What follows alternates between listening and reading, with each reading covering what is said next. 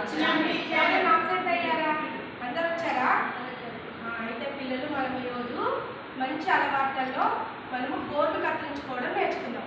ఏం నేర్చుకున్నాం పిల్లలు? గోర్లు కత్తిరించుకోవడం. మరి గోర్లు కత్తిరించుకోవడం అంటే తెలుసా పిల్లలు? మీకు తెలీదా? మీరు అందరూ ఒకసారి ఇలా చేయించండి. వీటిని ఏమంటారు? గోర్లు అంటారు కదా. మరి వీటిని కత్తిరించుకోవాలి. ఇవి ఎప్పుడు కత్తిరించుకోవాలి తెలుసా మీకు? మన గోర్లు రోజు పెరుగుతుంటాయి అన్నమాట. చూడండి, మీరు చూడండి పిల్లలు, మీ చేతులు చూపించండి నాకు. మీరందరూ గోర్లు కత్తిరించుకోవాలి. రోజు గోర్లు పెరుగుతుంటాయి. అయితే గోర్లు కత్తిరించుకోవాలి. ఎవరెవరు కత్తిరించుకున్నారు పిల్లలు? ఒకసారి చూపించండి. శోభ కత్తిరించుకుంది. రూపాలు కత్తిరించుకోలేదా? చూస్తా కత్తిరించుకున్నావా? కత్తిరించుకున్నారా? జ్యోతి కత్తిరించుకున్నావా? అయితే పిల్లలు గోర్లు కత్తిరించుకున్న వాళ్ళందరికీ క్లాస్ కొట్టండి కదా. అయితే పిల్లలు మీ గోర్లందరూ రోజు కత్తిరించుకోవాలి. గోర్లు పెరుగుతూ ఉంటాయి అన్నమాట. రోజు మనము రోజు గోర్లు కత్తిరించుకోవాలి. రోజు కాకపోయినా పెరిగినప్పుడల్లా గోర్లు కత్తిరించుకోవాలి. అయితే పిల్లలు ఇప్పుడు మన దగ్గర అందరూ గోర్లు కత్తిరించుకున్నారు కదా, వాళ్ళందరికీ క్లాస్ కొట్టినారు కదా. అయితే రూప ఒకటి కత్తిరించుకోలేదు కదా. అయితే రూప గోర్లు కత్తిరిస్తారు అమ్మ. గోర్లు దేంతో కత్తిస్తారు పిల్లలు? తెలుసా మీకు? ఏం కట్టారంటారు? ఏమంటారు? ఏం కట్టారంటారు?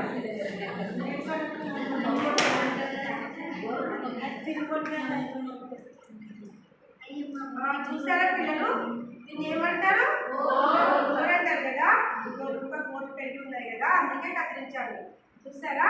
ఇలా ఈ విధంగా మీరు గోర్లు కత్తిరించుకోవాలి. ఎప్పుడు గోర్లు పెంచుకోకూడదు. మరి గోర్లు పెరగడం వల్ల ఏమైతుంది పిల్లలు?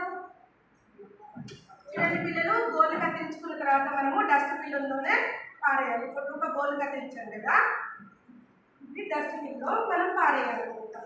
ఎక్కడంటే అక్కడ పారేయద్దు. మనకు తెలుసు కదా, మనం చెత్త డబ్బులో పారేస్తాం చెత్తని. గోర్లు కత్తిరించుకున్నప్పుడు కూడా ఒక పేపర్లో కట్టి చెత్త డబ్బులో పారేయాలి. అవునా పిల్లలు? అయితే పిల్లలు ఇప్పుడు రూప గోర్లు కత్తిరించుకున్న తర్వాత చేతులు చూడండి ఎలా అనిపిస్తున్నాయి. ఇంతకుముందు ఇప్పుడు ఉన్నాయి కదా. ఇంతకుముందు రూప గోర్లలో మురికి ఉంది. ఏముంది పిల్లలు? ఉంది కదా. మరి మన గోర్లు పెరిగినప్పుడు కత్తిరించుకోకపోతే ఏమవుతుంది? అందులో అంతా మురికి ఉండిపోతుంది. మురికి ఉండడం వల్ల ఏమవుతుంది పిల్లలు? మనం అన్నం తింటాం కదా, తిన్నప్పుడు చేతులు లోపల పెట్టుకుంటాం కదా, మన మురికి అంతా మన కట్టులోకి వెళ్ళిపోతుంది. మరి కట్టులోకి మురికి ఏమవుతుంది? అప్పుడు జ్వరం వస్తుంది కదా. అందుకే రోజు మనము గోర్లు పెట్టినా లేదా రోజు మనము చూసుకోవాలి. సరేనా పిల్లలు? రేపటి నుంచి మనం రోజు అందరి గోర్లు చూసుకుంటాం. సరేనా? ఇంటికి వెళ్ళిన తర్వాత మమ్మీకి కూడా ఏం చెప్పాలి? మీరు మమ్మీ మన గోర్లు పెరిగినప్పుడు మమ్మీ నా గోర్లు కత్తిరించు అని చెప్పాలి. మీరు అక్కడ మమ్మీ లేదు అనుకోండి, మమ్మీ పనికి వెళ్ళిందంటే అంగన్వాడికి వచ్చిన తర్వాత మీరు నాకు చెప్పండి, నేను కానీ ఆయమ్మ కానీ మీ గోర్లు కత్తిరించుకుందాం. సరేనా పిల్లలు? ఇప్పుడు గోర్లు కత్తిరించుకోవడం వల్ల నీట్గా ఉంటే ఏమవుతుంది పిల్లలు? మనకు కడుపులోకి మురికి వెళ్ళదు, పురుగులు కాదు, జ్వరం రాదు. అర్థమైందా పిల్లలు? గోర్లు పెరిగినప్పుడు మరి గోర్లు పెరిగినప్పుడు చూసుకోకుండా అట్లనే ఉంటావు కదా. ఆడుకునేటప్పుడు చేతులు పట్టుకొని ఆడతాం కదా, అప్పుడు పక్క వాళ్ళు కూడా గోర్లు గిలుకుంటాయి. అర్థం వస్తుంది కదా. చూడండి, మనం గోర్లు పెంచుకోవడం వల్ల పక్క వాళ్ళకు చేతులు కడుక్కోవాలి. గోర్లు తీసుకుంటారా? చేతులు కడుక్కో.